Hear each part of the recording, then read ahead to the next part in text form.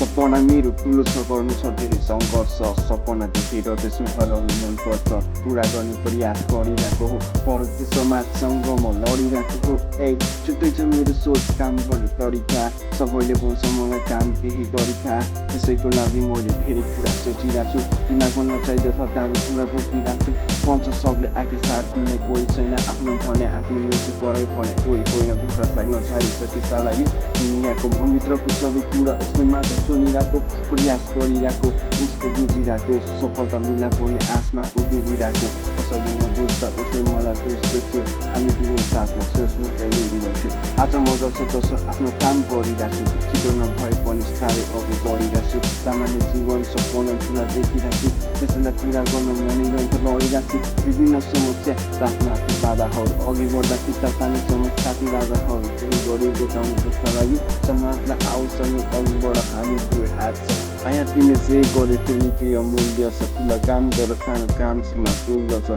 यस्तै त सारा संसार के नै गर्न सकिन्छ परिवर्तन गर्न खोज्यो आफै गाउँ पसिन्छ किनकि कलियुगको साथी खेलिरहेछन् सबै मानिससँग भविष्यमाथि सतर्क भयो अहिले नै काम लाग्छ प्रदर्शनमा लग्नुपर्छ जुनले